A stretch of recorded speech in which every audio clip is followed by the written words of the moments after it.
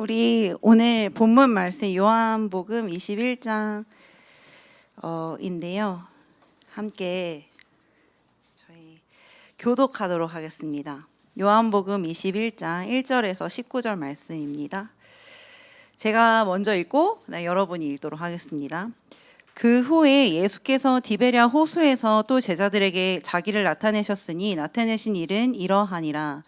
시몬 베드로와 디두모라 하는 도마와 갈릴리 가나 사람 나다니엘과 세베대의 아들들과 또 다른 제자 둘이 함께 있더니 시몬 베드로가 나는 물고기 잡으러 가노라 하니 그들이 우리도 함께 가겠다 하고 나가서 배에 올랐으나 그날 밤에 아무것도 잡지 못하였더니 날이 새어갈 때에 예수께서 바닷가에 서셨으나 제자들이 예수인 줄 알지 못한지라.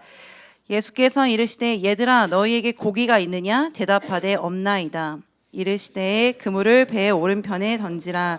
그리하면 잡으리라 하시니 이에 던졌더니 물고기가 많아 그물을 들 수 없더라. 예수께서 사랑하시는 그 제자가 베드로에게 이르되 주님이시라 하니 시몬 베드로가 벗고 있다가 주님이라 하는 말을 듣고 겉옷을 두른 후에 바다로 뛰어내리더라. 다른 제자들은 육지에서 거리가 불과 한 50칸쯤 되므로 작은 배를 타고 물고기 든 그물을 끌고 와서 육지에 올라보니 숯불이 있는데 그 위에 생선이 놓였고 떡도 있더라. 예수께서 이르시되 지금 잡은 생선을 좀 가져오라 하시니 시몬 베드로가 올라가서 그물을 육지에 끌어올리니 가득히 찬 물고기가 153마리라. 이같이 많으나 그물이 찢어지지 아니하였더라. 예수께서 이르시되 와서 조반을 먹으라 하시니 제자들이 주님이신 줄 아는 고로 당신이 누구냐.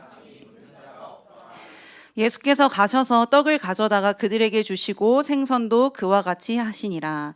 이것은 예수께서 죽은 자 가운데서 살아나신 후에 세 번째로 제자들에게 나타나신 것이라. 그들이 조반 먹은 후에 예수께서 시몬 베드로에게 이르시되 요한의 아들 시몬아 내가 이 사람들보다 나를 더 사랑하느냐 하시니 이르되 주님 그러하나이다. 내가 주님을 사랑하는 줄 주님께서 아시나이다. 이르시되 내 어린 양을 먹이라 하시고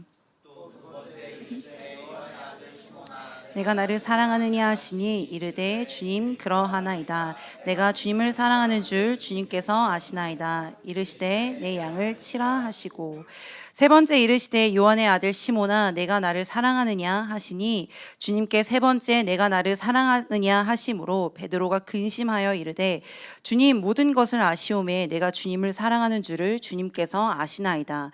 예수께서 이르시되 내 양을 먹이라.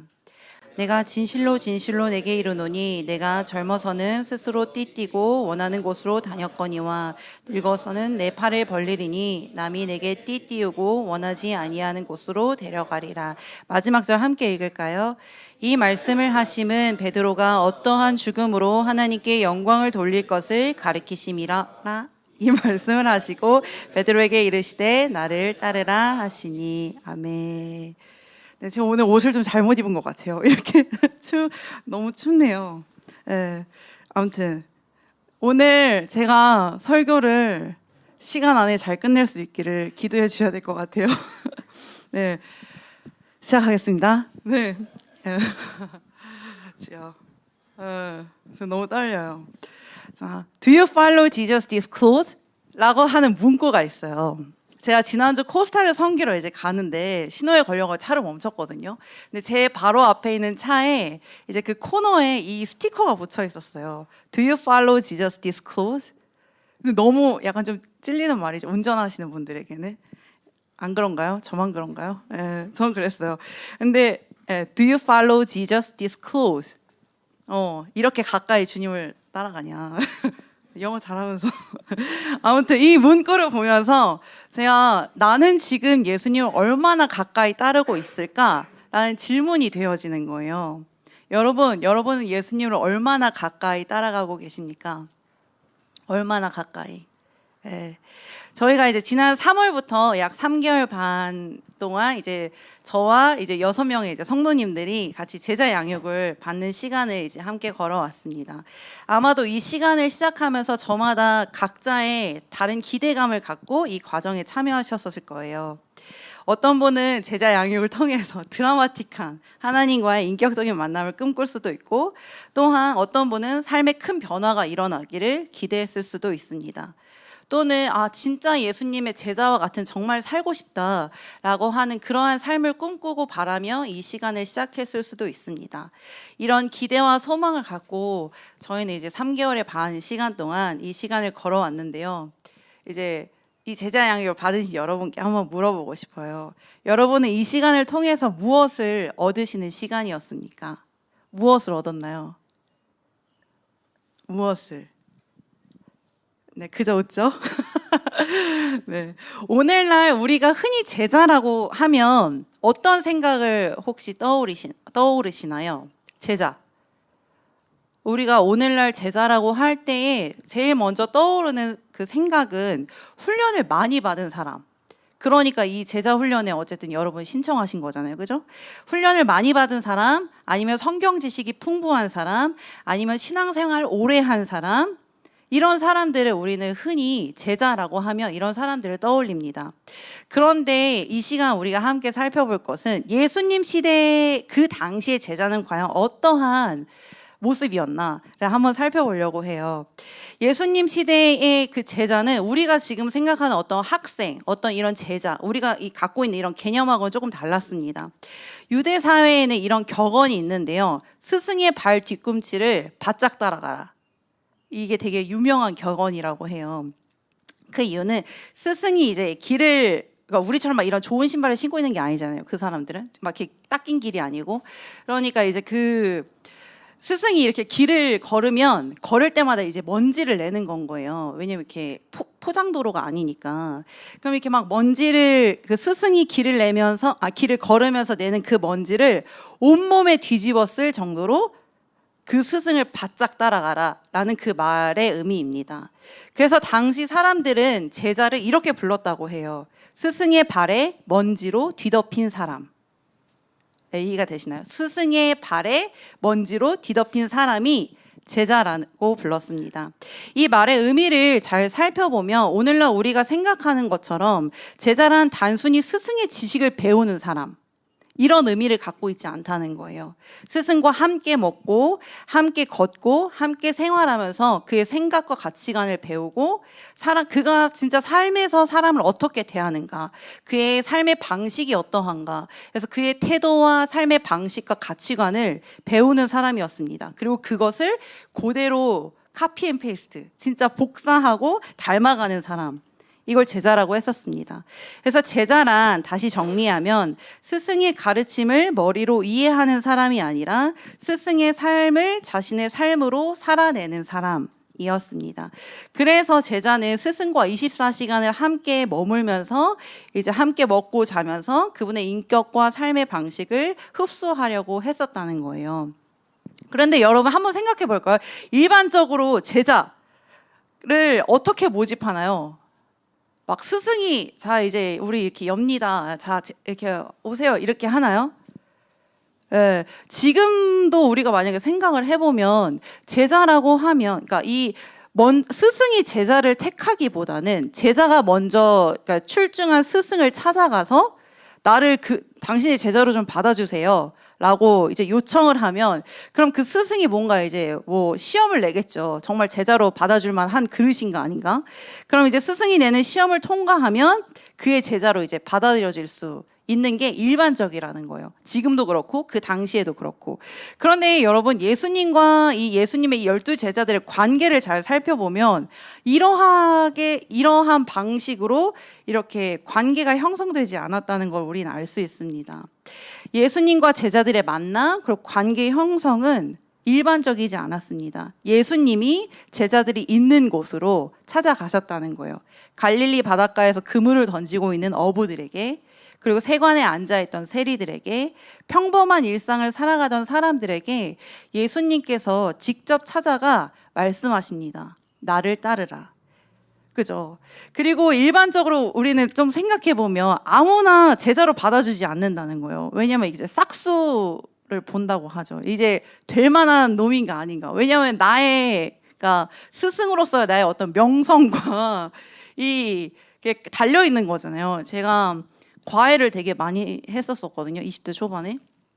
근데 아무나 받지 않는다는 거예요. 그러니까 될 만한 애를 받아요. 왜냐면 괜히 그랬다가 소문이 잘못 나면 안 되니까. 그런 것처럼 일반적으로 스승은 출중한 제자를 원합니다. 될 만한 사람인지 아닌지 그 가능성을 보고 제자를 고른다는 거예요. 그렇다면 그 당시에 정말 가능성 있는, 능력 있는 제자들은 과연 어디에 있었을까요?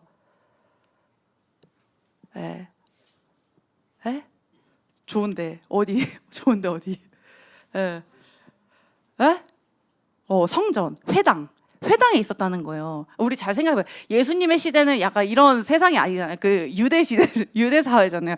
회당에 있었다는 거. 그만큼 말씀에 대한 어떤 좀 지식이 있고 뭔가 좀 이제, 그러니까 그 바울도 이야기하잖아요. 되게 그 문벌이 되게 좋았단 말이에요. 바울도 그런 것처럼 어쨌든 그러니까 좋은 학벌, 뭔가 좋은 어떤 그런 학교에서 배우고 약간 이런 배경이었었다고요. 그러니까 가능성 있는 제자들은 회당에 있지 바닷가, 세관, 평범한 일상 속에 있지 않았습니다. 바닷가나 세관 그리고 평범한 일상 가운데 있었다는 거 어떤 것을 의미하죠, 여러분?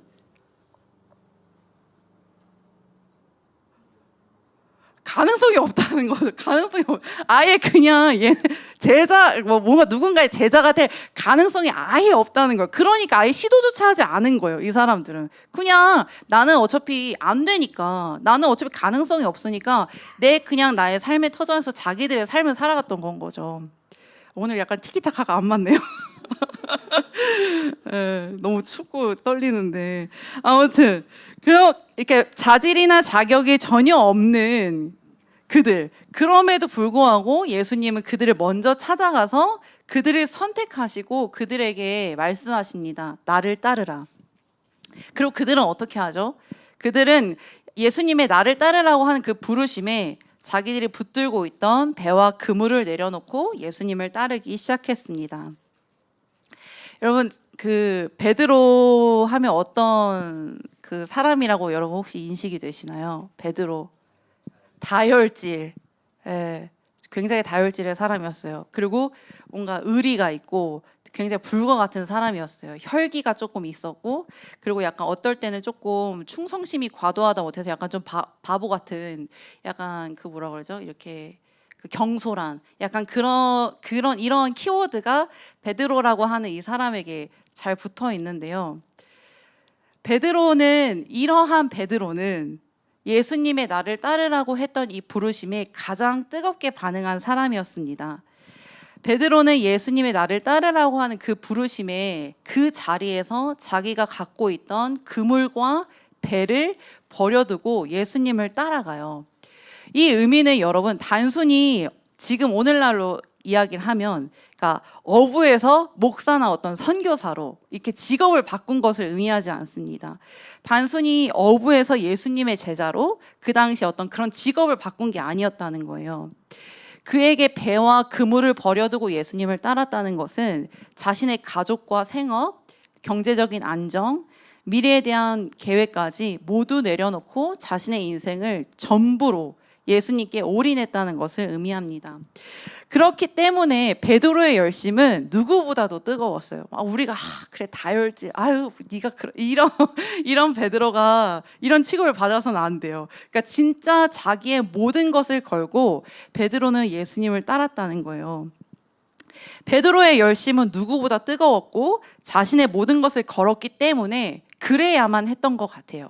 내가 이렇게 모든 것을 걸어서, 정말 내 인생의 모든 걸 걸어서 예수님을 따르기 때문에 자기가 가장 예수님의 뒤에서 가장 가까이 주님을 따르는 제자가 돼야 마땅하다고 생각했던 것 같습니다. 그래서 베드로는 마태복음 26장 33절에 보면 이렇게 고백해요. 모든 사람이 주님을 버릴지라도 나는 결단코 주님을 버리지 않겠습니다. 주님을 위해서 내 목숨까지도 버리겠습니다. 라고 이렇게 호언장담을 합니다. 근데 여러분, 그 마태복음 26장 33절의 그 상황이 혹시 어떤 상황인지 아시나요? 에? 뭐라고요? 네. 어떤 상황이, 예수님이 이제 제자들과 함께 이제 마지막 만찬을 나누고 이제 예수님이 십자가에 달려 죽으실 것에 대해서 제자들이 얘기를 하는 그 상황이었어요. 근데 그때 예수님이 뭐 십자가에 달려 죽으신다고? 절대 그렇게 들 수 없지. 그러면서 내가 주님이 죽을 때 내가 그 죽음까지도 내가 주님을 따라가겠습니다. 라고 하면서 이렇게 이야기를 하는 그 장면이에요. 그래서 베드로는 나만큼 주님을 사랑하는 사람은 없다고 스스로 자부했던 사람이었습니다. 그리고 제자들 중 여기 있는 이 12제자들 중 이 누구보다 내가 가장 가까이에서 예수님을 따르고 있다고 믿었던 사람이었습니다. 그럴 만도 해요. 예수님의 수제자였잖아요. 그랬던 이런 수제자인 베드로에게 예수님이 이렇게 말씀하시죠. 뭐라고 말씀하시죠? 오늘 밤 닭 울기 전에 네가 3번 나를 부인할 거야. 그리고 예수님께서 잡히시던 그 밤 베드로는 정말 예수님이 말씀하신 그대로 예수님을 3번 부인합니다. 모든 사람이 주님을 버릴지라도 나만큼은 주님을 버리지 않겠다고, 주님을 위해서 내 목숨도 버리겠다고 자부했던 베드로는 그날 철저히 실패했습니다. 그리고 변명의 여지도 없는 완벽한 실패였습니다. 그리고 그는 그곳에서 자신의 사랑의 한계를 마주하게 됩니다. 예수님은 그렇게 십자가에서 죽으셨고 베드로는 아마 모든 게 끝났다고 생각했을 것 같아요. 내가 나의 모든 것을 다 버리고 내 모든 것을 다 걸어서 예수님을 따랐지만 결국에는 부인하는, 예수님을, 나의 스승을 배신하는 이 결과에 이르렀구나. 나 이제 그냥 끝났다 라고 생각했을 것 같아요. 그리고 내 인생도 아마 끝났다라고 생각하지 않았을까 싶어요. 그러니까 그는 자신이 버렸던 그물을 주섬주섬 다시 집어들고 이전의 삶의 터로 돌아가 물고기를 잡기 위해 디베랴 바닷가로 나갑니다. 그게 이제 오늘 말씀의 본문이에요. 그래서 이제 밤새도록 그물을 던져봐요. 이 사람 어부였잖아요. 물고기를 못 잡는 사람이 아니거든요. 물고기 잡는 거에 대해서 약간 도 같은 사람이었어요. 하지만 밤새도록 그물을 던져보지만 아무리 그물을 던져도 마치 그의 마음과 같이 물고기를 한 마리도 잡지 못하게 됩니다. 그랬던 그때 그들에게 그물을 배어 오른편에 던져라 라고 하는 음성이 들리게 됩니다. 그리고 그 말씀을 따라서 그 음성에 순종해서 그물을 오른편에 던지니까 그물이 찢어질 만큼 많은 물고기가 잡혀들었습니다. 그때 이제 요한이 말해요. 주님이시다! 약간 이렇게 얘기합니다. 그러니까 이 주님이시다라고 하는 이 요한의 외침에 베드로는 곧바로 겉옷을 두르고 바다에 뛰어들어 예수님께 막 달려갑니다. 그때 그의 마음이 어땠을까? 생각하면 진짜 주님 죽은 줄만 알았는데 그때 그 주님이 나타나시니까 진짜 자기의 갑자기 이제 겉옷을 두르고 바다에 뛰어들어서 예수님께 달려가는 그의 마음이 참 얼마나 그랬을까라는 생각을 좀 하게 돼요. 근데 이제 그가 육지에 도착했을 때 예수님 뭐 하고 계셨죠, 여러분? 식사 준비. 근데 여기서 중요한 게 있어요. 오늘 제목이 뭐죠? 숯불. 예수님 이제 숯불을 펴두시고 그리고 거기서 생선과 이제 떡을 준비한 채 이제 제자들을 기다리고 계세요. 근데 여러분 이 숯불 있잖아요. 제가 이걸 이제 그 말씀을 준비하면서 예수님의 뒤끝, 정말 뒤끝 장렬인 예수님을 좀 보게 되는데요. 이 베드로가 예수님을 부인했었던 그 날에도 이 불이 등장하거든요. 혹시 요한복음 18장 한번 읽어볼까요? 그때가 추운 고로 종과 아랫사람들이 불을 피우고 서서 쬐니 베드로도 함께 서서 쬐더라. 예수님이 잡히셨단 말이에요. 그래서 잡히셔서 이제 베드로가 잡히신 예수님을 따라서 대제사장의 뜰로 들어갑니다. 근데 이제 대제사장의 뜰로 들어가니까 그날 이제 날이 추운 거예요. 그래서 그 대제사장의 뜰에 사람들이 이렇게 불을 피워놓고 거기서 이렇게 불을 쬐고 있었어요. 그래서 그 사람들 사이로 이렇게 비집고 들어가서 베드로도 이제 불을 쬐고 있는 건 거죠. 이렇게 불을 쬐고 있을 때 그 옆에 있던 여인이 베드로에게 너 예수님 제자지? 그래서 베드로가 아니라 그래요. 너 맞잖아. 나 너 본 거 같은데. 아니라 그래요. 너 예수님 제자 맞잖아. 나 아니야. 이러면서 그 불을 쬐면서 베드로가 예수님을 3번 부인합니다. 근데 그 불 있잖아요. 그 불을 헬라어 이렇게 로 보면 안드라키아라고 하는 이 단어, 헬라어 단어가 쓰였거든요.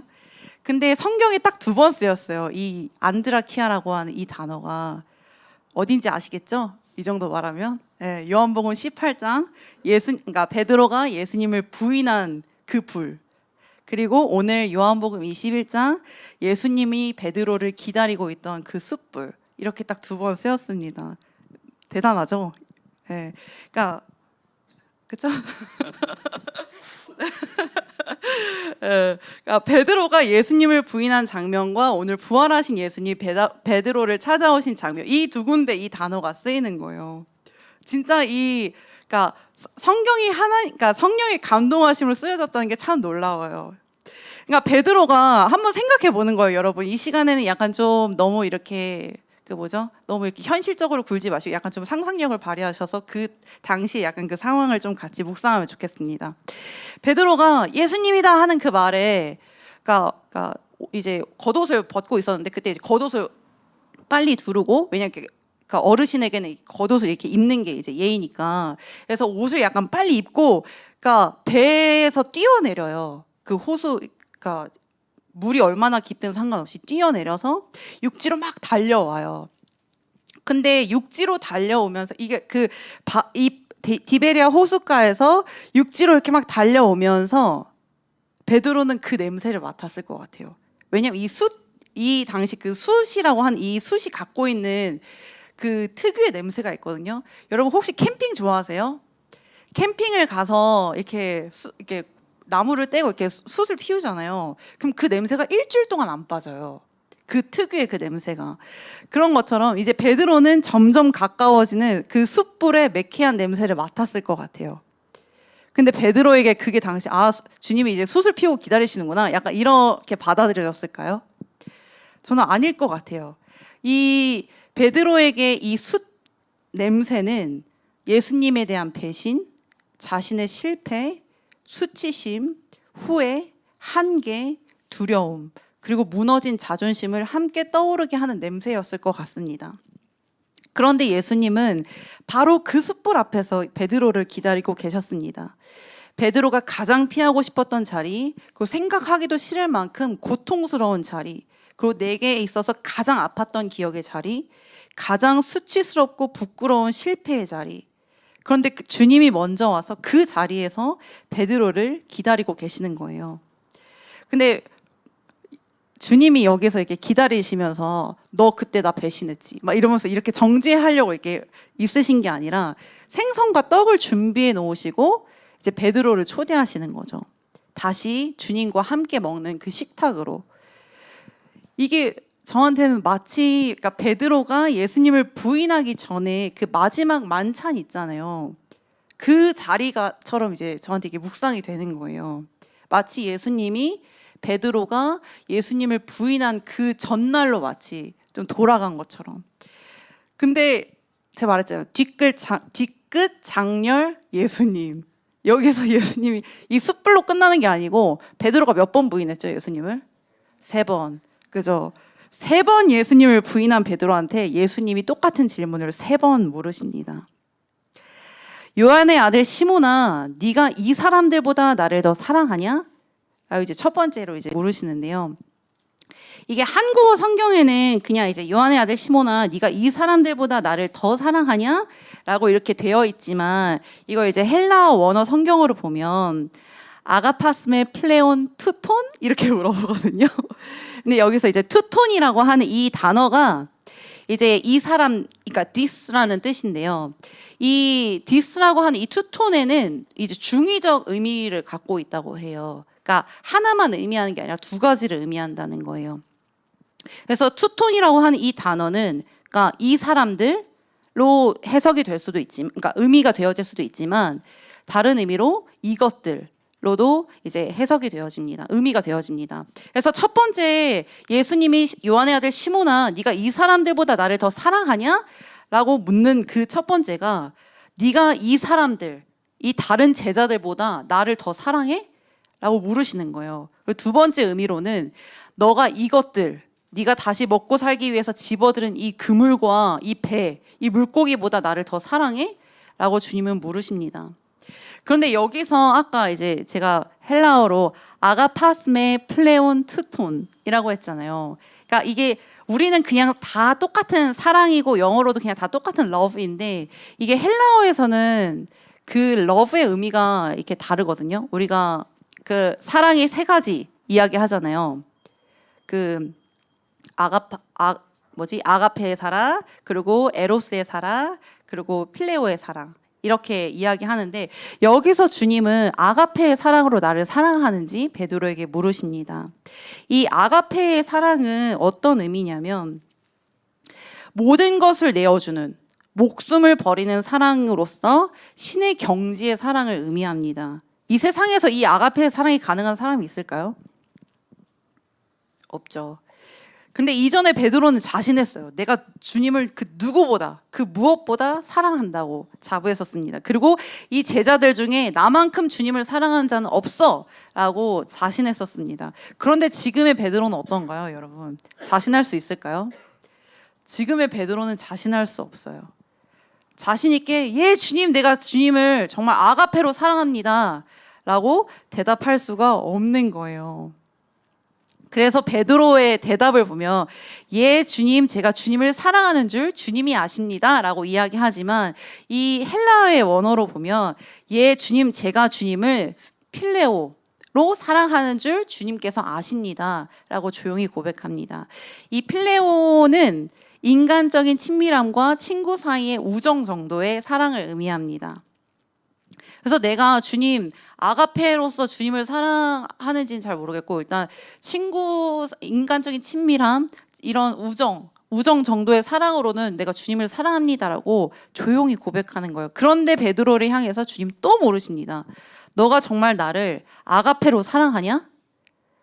그래서 베드로는 또 대답해요. 주님, 내가 주님을 필레오, 인간적인 친밀함과 친구 사이의 우정 정도의 사랑으로 주님을 사랑하는 줄 주님께서 아십니다 라고 대답합니다. 근데 세 번째 또 물으시잖아요, 주님이. 근데 이 세 번째에서는 예수님이 베드로가 내가 주님을 필레오로 사랑하는 줄 주님께서 아십니다 라고 대답했잖아요. 그러니까 예수님이 이 베드로의 대답을 빌어서 같은 수준으로 내려와 물어보시는 거예요. 네가 나를 그럼 필레오로서 사랑하냐? 라고 이게 마지막 세 번째 질문이었어요. 네가 나를 사랑하느냐라고 하는 게 네가 나를 그럼 친구로서 사랑하냐? 라고 물으십니다. 근데 베드로가 예 주님 그렇습니다 이렇게 덥석 물지 않아요. 뭐라고 이야기하죠? 여기 근심하여 라고 이제 성경은 표현하고 있습니다. 근심하여 예 주님, 내가 주님을 필레오로 사랑하는 줄 주님께서 아십니다 라고 대답합니다. 아마 이 예수님의 세 번의 질문 가운데 베드로는 정말 수만 가지 생각이 들었을 것 같아요. 내 모든 것을 다 내어주는 정말 목숨을 내거는 사랑으로 예수님을 사랑할 수 없다는 사실에 부딪혔잖아요, 베드로는. 예수님을 세 번 부인을 하면서 내가 진짜 내 모든 것으로 주님을 다 따라갈 수 있다고, 내가 모든 것을 다 걸어서 주님을 사랑할 수 있다고 자신했었던 자기의 철저한 실패 가운데 나는 모든 것을 다 내어주는 이런 목숨을 내거는 사랑으로 예수님을 사랑할 수 없는 존재구나 라는 걸 철저하게 마주했다는 거예요.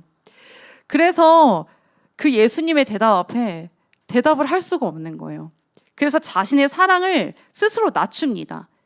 인간적인 친밀함과 친구 사이의 우정 정도로는 내가 주님을 사랑한다고 베드로는 그렇게 대답하는 건 거죠. 근데 이 베드로의 대답에 주님이 그래 그렇구나 이렇게 하는 게 아니라 그러면 예수님 또 한 번 물어보는 거예요. 그럼 네가 나를 진짜 친구로서 사랑하냐?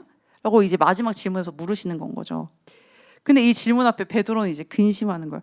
내가 베드로였어도 그랬을 것 같아요, 여러분. 그러지 않나요? 이미 한 번 사랑에 실패를 했는데 과연 내가 주님을 친구로는 사랑할 수 있을까? 라고 하는 스스로에 대한 의심이 들지 않겠어요? 실패 앞에 무력한 자신을 바라보면서 내가 과연 그럼 이 정도의 수준으로서는 이 친구를 사랑하는 이 수준의 사랑으로서는 주님을 사랑할 수 있는가? 이런 고민이 들지 않았겠어요? 이 질문 앞에? 전 그랬을 것 같아요. 근데 이 베드로 안에 얼마나 많은 생각이 들었을까? 이 질문 앞에 서면서 베드로 안에 이 3년 반 동안 예수님과 함께 했었던 그 시간들이 떠올랐을 것 같아요. 3년 반을 예수님과 함께 먹고 자고 함께 하면서 그들이 함께 쌓아왔었던 추억들, 함께 웃고 울었던 시간들, 이 시간들을 돌아볼 때 모든 것을 다 내어주는 아가페의 사랑은 나에게 불가능하지만, 그런 사랑은 자신이 없지만 내가 주님을 사랑한다는 이 사실 하나만큼은 부인할 수 없는, 그래서 베드로는 내가 주님을 사랑하는 줄 주님께서 아십니다 라고 고백했던 것 같습니다. 이제 또 하나 이제 이 헬라어 얘기를 자꾸 하게 되는데, 이 헬라어의 이 아가페와 이제 필레오라고 하는 이 동사는, 이제 아가페는 사랑이라고 하는 명사고, 이게 이제 동사가 되면 아가파오, 사랑하다라고 하는 이게 동사가 되는데요. 이 아가파오와 필레오라고 하는 이 동사는요, 현재 시제를 의미하고 있습니다. 근데 이 헬라어에서 현재 시제는 일회성을 이야기하지 않아요. 그러니까 한 번의 어떤 이벤트, 이걸 이야기하지 않고 과거부터 지금까지 계속 지속되고 있는 상태를 의미하는 동사라는 것입니다. 그 이야기는 예수님은 베드로의 과거를 책망하지 않는다는 것을 이 동사를 통해서 볼 수 있다는 거예요. 예수님이 네가 나를 사랑하냐고 물을 때, 그래 너 앞으로 나를 위해서 죽을 수 있어? 이런 미래에 비장한 결단이나 다짐을 요구하지 않으셨다는 것입니다. 그저 실패 가운데 낙담하고 마음이 무너져 있는 그를 향해서 지금 이 순간, 너의 상태가 이 모양 이 꼴인 지금 이 순간 너가 나를 사랑하고 있냐? 라고 주님은 현재 그의 마음을 물으십니다. 그런 주님의 물음에 베드로는 주님을 향한 나의 마음이 너무 자신 없지만 그럼에도 불구하고 내가 주님을 사랑한다고, 그리고 내가 주님을 사랑하는 줄, 주님을 향한 나의 사랑이 어떠한 줄 주님께서 아신다고 베드로는 이렇게 고백합니다. 그런 베드로의 고백에 주님은 그럼 내 양을 먹이라 라고 말씀하시면서 그에게 다시 사명을 주십니다. 일반적으로 유대 시대에 이렇게 스승을 배반하거나 스승의 가르침을 거부하거나 이러면 바로 퇴출이었다고 이야기해요. 제자로서 다시는 받아줄 수 없는, 완전히 아웃. 근데 이런 베드로에게 다시 내 양을 먹이라 말씀하시면서 그에게 다시 사명을 주시는 거죠. 우리 이제 제자 양육을 진행하면서 우리 좀 이렇게 친구들이 되게 힘든 시간을 보냈다고 고백을 했잖아요. 나는 누구인가? 이 우물가에서 이 5가지 질문을 하거든요. 나는 왜 사는가? 행복한가? 나는 무엇을 의지하는가? 무엇을 두려워하는가? 나는 누구인가? 이렇게 이제 진짜 내가 어떠한 사람인지, 그리고 내가 그러니까 입술로 고백하는 이 고백이 아니라 실제 나의 삶이 무엇을 추구하고 내가 무엇을 향해 가고 있는지, 그리고 내가 진짜 누구인지를 깊이 들여다보는 시간을 저희 제자 양육을 통해서 1단계 제자 양육을 통해서 이제 그런 시간을 가졌습니다. 그 이유는 우리는 교회를 다니면서 스스로 죄인이라고 우리는 고백을 해요. 여러분 죄인이세요? 여기 이제 동의 안 하시는 분은 없잖아요. 다 죄인이라고 고백하잖아요. 죄인이라고 이야기하지 않는데 여기 와서 예배를 드리는 사람은 조금 그렇죠. 네. 그러니까 죄인이라고 다 고백을 한단 말이에요. 왜냐하면 그 고백에서부터 어쨌든 이 우리가 이야기하는 모든 복음이 시작되기 때문에 그렇습니다. 그런데 우리가 내가 스스로, 그러니까 나는 죄인이다, 저는 죄인이에요 라고 입술로는 고백하지만 내가 진짜 죄인인지, 내가 어떠한 죄인인지는 잘 생각하지 않아요. 그냥 나 죄인이구나 하고 그냥 덮어두고 그냥 신앙생활을 시작한단 말이에요. 근데 저희는 이제 그 제자 훈련을 통해서 이제 내가 어떠한 죄인인지를 직면해서 보는 시간을 갖고, 나 진짜 죄인이구나, 와 나 정말 죄인이네, 와 나 진짜 아무런 소망이 내게 없구나를 이제 발견하는 시간이었습니다. 맞죠? 네. 그래서 이번 제자 양육의 시간은 어쩌면 내 안의 어둠을 직면해서 보는 시간이었다고 생각을 해요. 그렇죠? 그렇기 때문에 되게 힘들었다고 고백을 하는 거라고 저는 생각을 합니다. 저는 복음의 시작은 내가 죄인 중에 괴수라는 것을 깨닫는 것에서부터 온다고 믿고 있습니다. 내가 어떠한 죄인인지 나의 죄된 존재를 볼수록 하나님의 은혜가 더 크게 보입니다. 나에게 소망이 있는 사람은 하나님의 은혜가 크게 보이지 않는다고 저는 생각해요. 왜냐하면 어둠이 가장 깊을 때 작은 빛 하나로도 그 어둠을 밝힐 수 있기 때문이라고 저는 생각하는데요. 그래서 바울도 이야기하죠. 죄가 더한 곳에 은혜가 더하다.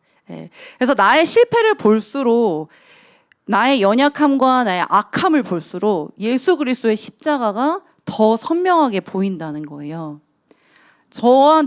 저에게는 그랬었어요. 저는 이제 완전 모태 신앙은 아니지만 어렸을 때부터 이제 교회 안에서 자라오고, 이제 어머니가 이제 목사님이고 하기 때문에 교회가 저의 주 무대였었어요. 그래서 저도 내가 죄인이라는 걸 알았어요. 죄인이라고 고백했어요. 하지만 내가 진짜 죄인이라고는 생각하지 않았다는 거예요. 그러니까 내가 어떠한 죄인인지를 모르니까 예수님의 십자가가 그렇게 크게 느껴지지 않는 거예요. 아까 이제 이 하람이가 고백한 것처럼 저도 똑같았어요. 괜히 예수님 오바해가지고 자기 혼자 십자가에서 죽어놓고 왜 우리한테 이러한 짐을 주시는가. 나는 그렇게까지 죄인이 아닌데. 이렇게 나는 그리고 나의 죄값을 이미 다 지불했다고 생각을 하는데, 이미 엄마에게 모든 징계와 이제 훈육을 다 받았고 예수님이 그렇게 십자가에서 죽을 만큼의 죄인은 아니라고 저는 생각을 한 거죠. 예.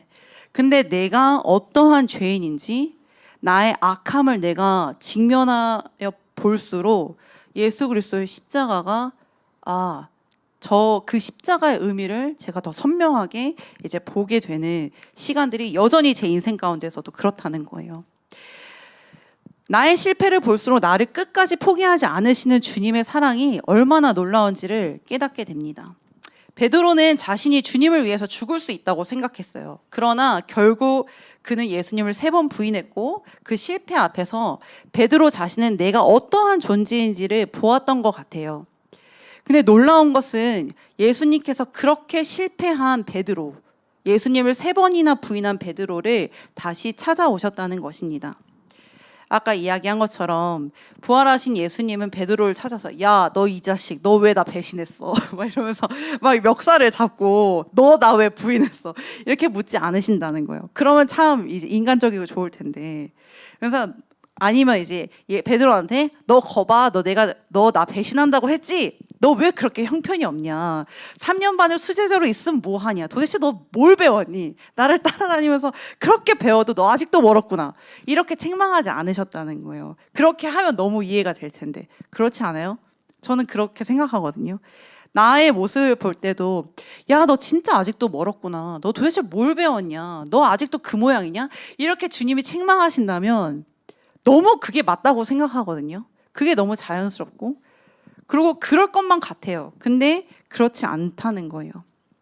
나의 실패와 좌절, 그리고 수치와 슬픔, 자괴감에 빠져있는 이 베드로를 찾아오신 예수님은 그에게 한 가지 물으시는 것이 네가 나를 사랑하냐? 라고 물으십니다. 그 의미는 예수님은 예수님의 제자가 되기 위해서 지식이나 능력, 경험, 자격을 요구하지 않는다는 거예요. 네가 나를 사랑하냐? 관계를 물으십니다. 여러분, 우리는 종종 예수님의 제자가 되기 위해서 많은 것들을 해야 된다고 생각하는 것 같아요. 그쵸? 아닌가요? 저만 그런가요? 더 많이 기도하고, 더 많이 성경 읽고, 더 많이 봉사하고, 헌신하고, 섬기고, 더 많은 성경 지식을 가져야 한다고, 더 많이 알아야 된다고 생각하는 것 같습니다. 하지만 우리가 기억해야 할 것은 이런 것들이 제자의 본질은 아닙니다. 그래서 예수님은 우리에게 자격이 아니라 나를 사랑하는지를 묻고 계시는 것 같습니다. 또 너무 다행이게도 주님은 아가페 이 완전한 사랑을 주님께 증명하라고 우리에게 요구하지 않는다는 거예요. 목이 메이네요. 오히려 한계가 많고 부족한 이 필레오, 그냥 인간적인 이 사랑을 가진 베드로에게 다가오셔서 그 작은 사랑의 고백을 주님 받아주십니다. 배신했던 모습 그대로, 또 넘어졌던 모습 그대로, 연약하고 부족한 모습 그대로. 이 말은 저에게 좀 이렇게 들리는 것 같아요.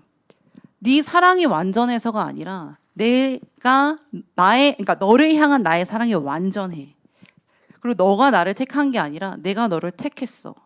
그래서 내가 너를 여전히 부르고 있고 너를 포기하지 않아. 그리고 끝까지 내가 그것을 이룰 거야 라고 말씀하시는 것 같은 거예요. 하나님의 은혜인 거죠. 전적인 하나님의 은혜. 그래서 주님은 완벽한 사람이 아니라 고장나고 실패했어도 주님을 사랑하는 자를 오늘도 부르고 계십니다. 베드로는 죽음의 두려움 앞에 예수님을 부인했었던 자였습니다. 근데 우리 한번 그 21장 19절 말씀 볼까요? 18절 말씀?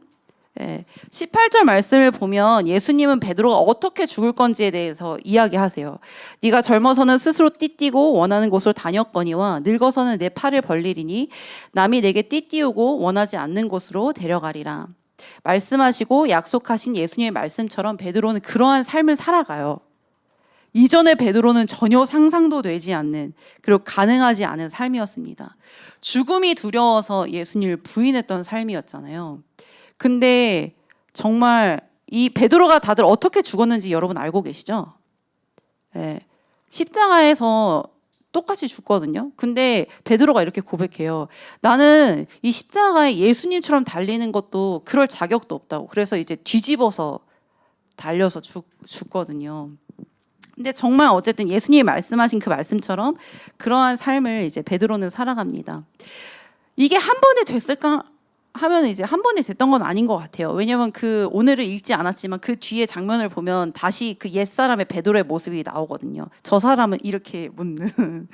근데 어쨌든 나에게 집중되었던 이 시선이 끝나고 배신했던 나, 이러한 나를 다시 용납하시고 사랑하신 주님의 사랑에 그의 시선이 고정됐던 것 같아요. 그러니까 그의 삶이 조금씩 변하기 시작합니다.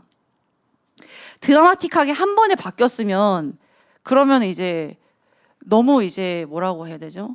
그러니까 그럼 또 어나더 레벨의 약간 좀 그런 제자였을 텐데 그러지 않아서 너무 다행인 것 같아요. 우리에게도 약간 그럴 수 있다는 소망이 있는 것 같아서. 과거의 베드로는 자신의 고집과 혈기, 자아의 띠를 띠고 내 최선과 열심을 다해서 예수님을 바짝 따르려다가 두려움에 부딪혀서 도망쳤던 자였습니다. 그런데 여러분 베드로전서를 보면 그러한 베드로의 모습이 잘 보이지 않아요. 욱하고 혈기가 왕성했던 베드로는 온데간데 없고 오히려 이렇게 고백해요. 그리스도의 고난에 참여하는 것이 즐겁다, 이렇게 고백하는 베드로의 모습으로 이제 바뀝니다. 그리고 정말 그가 교회를 사랑하는 사랑의 사도로 굳게 서 있는 것을 우리는 베드로전서를 통해서 볼 수 있습니다. 이거는 그가 위대해서가 아니라는 거예요. 이제 우리 그 요한일서에 보면 사랑 안에 두려움이 없고 온전한 사랑이 두려움을 내어 쫓나니 라는 말씀이 있거든요. 그의 삶 가운데 예수 그리스도의 사랑에 사로잡힌 그 사랑으로 말미암아 그 사랑이 그의 안에서 일하여 주셨기 때문이라고 생각합니다. 그래서 여러분 제자는 어떠한 사람일까요? 우리 아까 맨 처음에 이제 우리가 생각하는 제자의 이미지를 함께 나눴었는데 제자는 어떤 사람일까요? 여전히 약간 그런 사람으로 여러분 그려지시나요? 네? 어떤 사람일까요? 참된 제자의 삶은 나의 최선과 열심으로 한번 그리스도의 제자됨을 이루어 보려고 하는 그런 삶을 살아가는 사람이 아니라 정말 예수 그리스도께서 나를 사랑하시는 그 사랑으로 인해서 또 주님을 향한 그 사랑으로 인해서 주님과 함께 동행하며 걸어가는 행복한 삶이 참된 제자의 삶이라고 생각합니다. 제가 이 말씀을 준비하면서 저도 약간 여기 걸리는 거예요. 나는 그리스도와 함께 지금 행복하게 살아가고 있는가? 이 질문이 저를 한 주 동안 좀 힘들게 했었어요. 아무튼 제자 양육을 마치신 여러분, 앞으로 또 받게 되실 여러분, 제자 양육은 이렇게 마무리가 됐지만 여러분의 예수님의 제자로서의 삶은 이제부터 시작입니다. 그래서 저의 이제 이 1단계를 받으신 분들한테는 이제 그 추천하는 게 있어요. 여러분이 받으신 이 1단계를 다른 사람에게 가서 똑같이 한번 전해봐라. 그래서 여러분의 삶의 현장에서 이 복음을 계속 전하시기를 바랍니다. 제가 이 제자 양육을 처음 맡아서 이제 준비할 때 사실 제 안에 엄청 큰 두려움이 있었거든요. 그리고 저에게도 쉽지 않은 시간이었어요. 왜냐하면 질문이 진짜 많아요. 그리고 그러니까 개인적인 질문도 많지만 이 교재 안에 있는 이 질문도 사실 되게 쉽지 않은 질문이에요. 정말 내가 이거에 대해서 바로 서 있지 않으면 나도 대답하기 힘든 그런 질문들이 굉장히 많거든요. 그리고 또 문제는 저희가 이제 나눈 그 우물가에서라고 하는 이 교재 인도자 교본을 보면 이러한 말이 있습니다. 이 모든 진행되어지는 과정에서 가장 핵심은 십자가가 실제된 인도자의 나의 삶 나누기입니다. 생명은 생명을 낳고 우리 안에 그리스도의 생명은 반드시 흘러가기 때문입니다. 네, 이 말이 너무 저를 힘들게 했어요. 나는 지금 십자가가 실제인가? 라고 하는 이 질문 앞에 지금의 나와 이 교재를 만들고 이렇게 나눴을 때 이전에 내가 너무 비교가 되는 거예요. 그러면서 제 안에 이런 두려움이 있는 거야. 나 때문에 이 사람들이 진리에 서지 못하게 되면 어떻게 할까? 내가 이들이 복음 앞에 서는 데 있어서 장애물이 되면 어떡하지? 라고 하는 이런 두려움이 있었습니다. 저도 이 제자 양육을 진행하면서 저도 함께 이 질문과 이 복음 앞에 서는 시간이었습니다. 그래서 이 시간을 통해서 주님이 저에게 행하신 것은 나를 살리는 복음이라는 거였는데요. 왜냐하면 제가 복음을 나누잖아요. 이게 지금 어쨌든 이렇게 말씀도 하잖아요. 그러면 이 내가 지금 전하는 이 복음과 말씀이 저에게 사실 가장 먼저 들려지잖아요. 그죠? 그리고 이걸 준비하면서 계속 내 안에 그러니까 되뇌이고 계속 이렇게 되새기고 그러면서 이 복음이 제게 가장 먼저 들려지고 제 안에 되뇌이면서 진짜 그렇지. 그러니까 복음이 그러하지. 주님이 나를 이러한 사랑으로 사랑하고 계시지. 주님의 신실하심이 오늘도 나를 붙드시지. 이게 제 안에 계속 이제 상기가 되는 거예요. 그러면서 저도 이 복음을 다시 붙드는 시간이었습니다. 제가 나누고 싶은 말은 제자는 완벽한 사람이 아니라는 거예요. 넘어지지도 않고 실패하지도 않는 사람이 아니라는 것입니다. 우리는 하지만 제자라고 생각을 할 때에 예수님과 어떤 같은 수준의 사람이 되는 것을 꿈꾸는 것 같아요. 그리고 그것을 목표 삼는 것 같아요. 예수님과 같은 수준의 어떤 그런 성품, 어떤 그러한 지식, 어떤 그러한 그 정도 농도의 어떤 기도의 어떤 막 그런 화려한 언변 이런 것들. 하지만 오히려 자신의 실패를 통해서 나를 십자가로 넘기고 그 실패를 통해서 주님을 바라보고 붙드는 사람이 예수님의 참된 제자가 아닐까 생각합니다. 왜냐하면 제자는 예수님을 사랑하는 사람이기 때문입니다. 여러분 사랑하면 어떠죠? 사랑하면 어떠신가요? 어때요? 사랑하면? 힘들어도 가요. 같이 가요. 실패하고 연약해도 사랑하기 때문에 다시 자리를 털고 일어나서 다시 힘을 내어서 주님을 따라간다는 거예요. 사랑하면. 제가 최근에 이제 저희가 고린도전서 묵상하고 있잖아요. 그래서 제 안에 좀 그 결혼과 사랑에 대한 약간 그런 것들을 좀 묵상이 되어지는 시간이 있었는데요. 제가 누구한테도 나눴던 것 같은데 오늘날의 시대는 약간 연애를 해서 결혼을 하잖아요. 그죠? 그러니까 사랑하기 때문에 결혼을 하잖아요. 그죠? 근데 성경을 보면 사랑하기 때문에 하는 결혼보다는 사랑을 하기를 결단하고 결혼을 하는 경우가 훨씬 많은 거예요. 왜냐하면 이삭과 그 리브가도 그렇고 아담이 아니고 저희 누구야? 야곱과 라헬이 아니고 저희 누구야?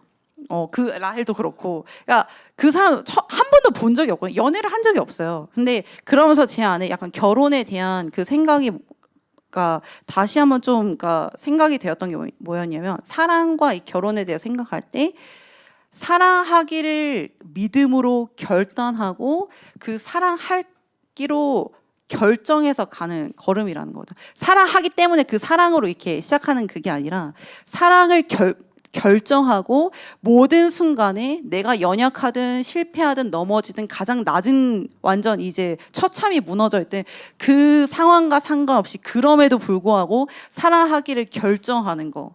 약간 이게 그러니까 예수님이 말씀하신 결혼이 아닐까라는 생각을 했어요. 이게 막 부부관계만 이렇게 보라는 게 아니고요. 그걸 통해서 예수님과 교회의 관계를 보게 되는 거예요. 그래서 약간 좀 그런 생각이 들었습니다. 그래서 우리 이 시간 좀 함께, 제가 시간을 너무 많이 썼는데 아무튼 함께 좀 찬양을 찬양을 하려고 해요. 그래서 우리 함께 이 시간 나 무엇과도 주님을 바꾸지 않으리 함께 찬양하고, 제가 또 시간을 너무 많이 써서 한 번만 찬양을 할 텐데요. 원래의 가사는 그러니까 나 무엇과도 주님을 바꾸지 않으리, 다른 어떤 은혜 구하지 않으리, 오직 주님만이 내 삶의 도움이시니 라고 하는 이 가사거든요. 저는 근데 항상 이 찬양을 부를 때 오직 주님만이 내 삶의 전부이시니 라고 가사를 바꿔서 불러요. 그래서 우리 함께 이 시간 그렇게 고백했으면 좋겠어요. 정말 주님이 나의 삶의 전부이십니다. 내가 정말 주님을 사랑하는 줄 주님께서 아시고 더 깊은 사랑으로 나아가길 원한다고 우리 그런 마음을 담아서 함께 찬양했으면 좋겠습니다.